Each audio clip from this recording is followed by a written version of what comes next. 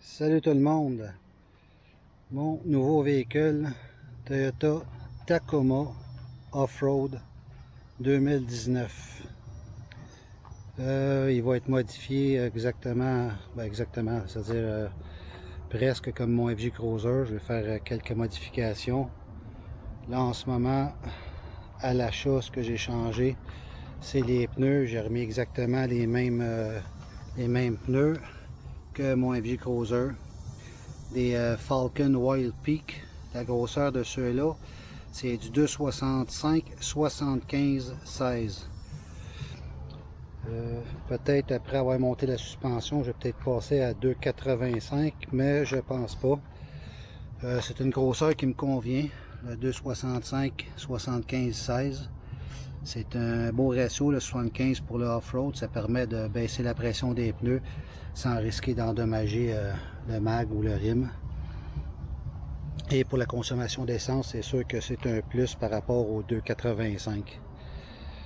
Le 2019 sort avec les lumières OLED, à l'exception des hautes et des flashers. Donc j'ai changé les hautes pour un LED. Je ne sais pas si le rendu ici, on va le voir comme il faut. Pour les hautes, j'ai mis un LED. Je vais vous montrer exactement quelle compagnie, quel modèle. Et les flashers, j'ai aussi changé pour un LED. Mais ça prend un LED avec la résistance incorporée si on veut pas que ça fasse un hyper flash. Si la résistance n'est pas incorporée, c'est pas grave. On peut acheter une ampoule LED standard et mettre une résistance sur la ligne. Moi j'ai acheté le LED déjà avec la résistance sur la ligne. Puis en arrière, j'ai mis des angles stiffener, bed case. La boîte est en... Salut Alain, je te fais une petite vidéo sur mon truck. La boîte est en fibre.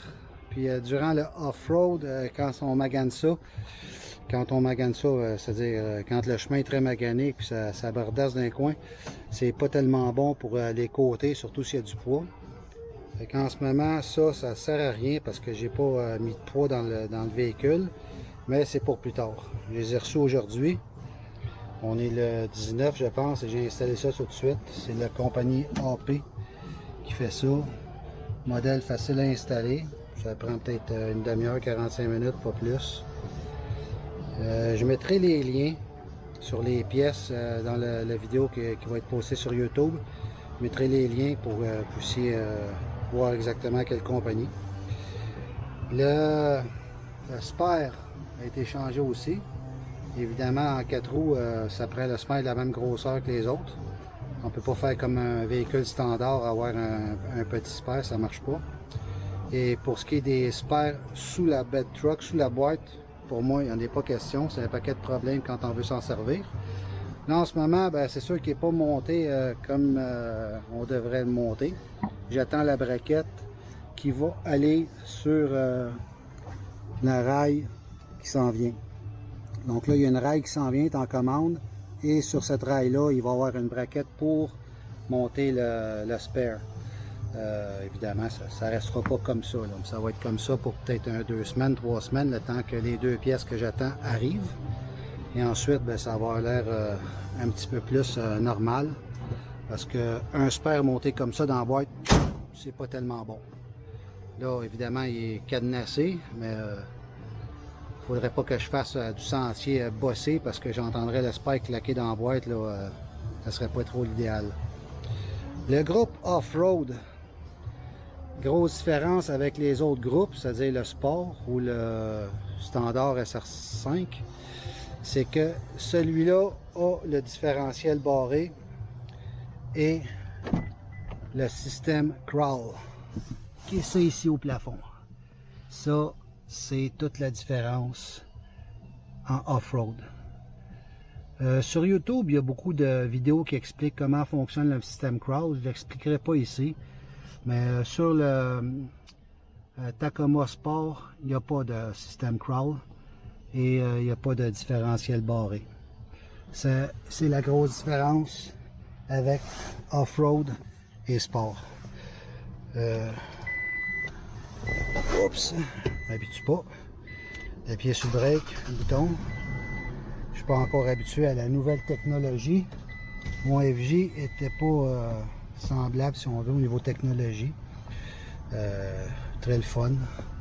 J'adore ça. En ce moment, ben, le téléphone est dans le garage, ça fait qu'on oublie ça, mais le téléphone se perd là, comme tous les nouveaux véhicules. Là. Le tableau de bord est assez normal, là, basic, mais je l'aime. Je suis satisfait, disons. Puis, question consommation, c'est... attendez, la porte, ouais. Fermer la porte. Il faut s'habituer aux nouvelles technologies. Question consommation, ça a quand même du bon sens. J'ai été à Perth il y a 2 jours. Sur 520 km, aucune autoroute. Ça m'a donné 9,6 litres au 100. Comparativement, mon FJ était dans le 12-13 litres au 100. Quand j'utilise aucune autoroute. J'utilise les autoroutes le moins possible, j'aime pas ça. Et bon, l'ensemble est assez standard, c'est pas un véhicule de luxueux. Il y a toutes les fonctions des nouveaux véhicules, là, 2017, 19, là, 20. Mais c'est un véhicule qui est pas, comment je pourrais dire, c'est pas avec un dash de luxe là, comme les gros trucks américains. Là. Mais c'est extrêmement fonctionnel, très facile à utiliser là, au niveau de tout ce qui est ordinateur. Au moins il y a la pression des pneus, les capteurs. C'est assez... ben pour moi c'est important parce que dans certaines trails j'avais tendance à baisser ma pression. J'ai le compresseur dans le camion. Fait que là au moins quand je la remonte, ben, je peux facilement avoir la lecture des cartes. C'est un plus. Mais bon, disons que je suis très satisfait même si je ne le connais pas encore très bien. J'aime la fonctionnalité. Le système d'ouverture sans clé, le système de démarrage aussi, je trouve ça le fun. Là. Et bon, c'est sûr qu'il y a un petit peu plus de place que le FJ.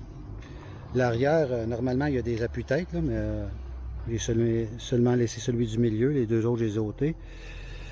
J'en traîne un quand même en arrière, des fois que.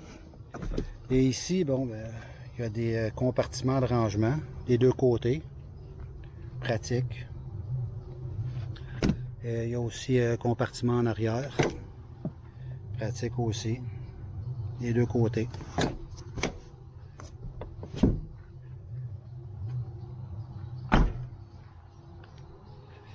En arrière, toutes les lumières sont au DEL. Et la lumière aussi en haut sur le bed, c'est du DEL. En ce moment, disons que tout est au DEL parce que j'ai changé le clignotant et les hôtes qui n'étaient pas au DEL de compagnie. Sûrement pour faire baisser le coût de production, malgré que je trouve ça un peu cheap qu'il n'ait pas changé ces 2 ampoules-là à la production. Déjà au prix que coûtent les Tacoma. Là, c'est l'autre compartiment. Fait que, dans le fond, le compartiment, il va d'un bout à l'autre. Les sièges, c'est 60% côté passager et 40% évidemment de l'autre côté. Et là aussi, un autre compartiment en arrière. Fait que question espace, Toyota, comme la plupart des véhicules, c'est assez bien fait. Il maximise l'espace un peu partout.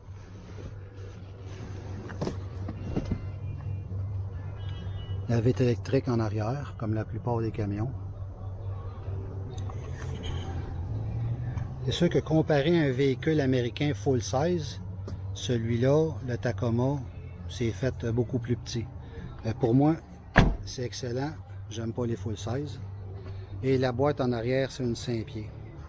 Il y a aussi des boîtes de 6 pieds. Double cab avec la boîte de 5 pieds, comparativement à mon FJ Cruiser, ça me donne exactement 24 pouces de plus sur la longueur totale pare-choc à pare-choc. Pare-choc est assez bien fait, il y a comme un marchepied dans le fond. Évidemment quand la tailgate est fermée. Puis j'ai mon petit beaver tail pour aider aussi. Pour aider ceux qui s'approchent de trop proche. La caméra comme tous les véhicules. Et c'est à peu près ça le tour. Les flashers, le stacker qui est là, c'est le nom de la compagnie des flashers que j'ai mis. HR Headlight Revolution, évidemment américain. Compagnie avec un bon service, sont vite sur le shipping, aucun problème. C'est ça pour l'instant, les petits upgrades, les pneus, les hautes, les flashers, puis les braquettes en coin là, pour aider la rigidité de la boîte, qui en ce moment ne sert à rien, parce que ça c'est surtout pour aider quand on fait des trails accidentés et qu'on ajoute du poids sur le véhicule, comme un bed rack ou un bed rack avec des rooftop tents puis beaucoup d'accessoires. Ça met du poids et ça a tendance à des fois soigner les côtés. Fait qu'avec ça, ben, ça l'empêche. Fait que ça a été mis maintenant, aujourd'hui, mais en prévision de plus tard. Et ces pneus-là, la Wild Peak, sur le FJ, ils ont été testés, retestés, retestés. Ils m'ont jamais laissé tomber. Excellent pneu. Je les ai roulés jusqu'à 15 livres de pression sur le FJ. Parce que j'étais vraiment trop dans la merde. Et great job. J'ai aimé. Fait que c'est ça vite fait. Mes action track, les genres de board track là, pour aider en cas de terrain trop mou là, quand les pneus n'ont pas de grippe. Ça va être beauté à quelque part dans la boîte plus tard. Là pour l'instant, ben, je les traîne dans le sac, malgré que pour l'instant ils ne serviront pas. Je manque un peu d'équipement en ce moment pour faire vraiment du off-road. Je vais juste les montrer par rapport au soleil. Je vais mettre ça ici. Donnez-moi 2 minutes. On va ouvrir ça. Donc si je veux m'en servir, je peux m'en servir. C'est ça dans la boîte avec le sac. Les strapper. Il faut les jouer. C'est les traction boards de la compagnie Action Track. C'est US.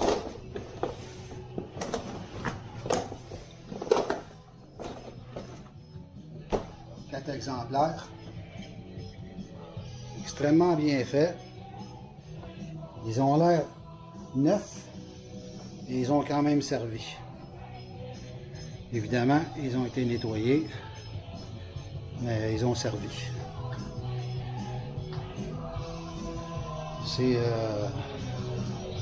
C'est pas mal ce qu'il y a de mieux avec la compagnie australienne Maxtrax, qui est très populaire. Les mêmes prix, c'est-à-dire très cher. Ça fait chier, mais ça ne casse pas et c'est extrêmement bien fait et solide.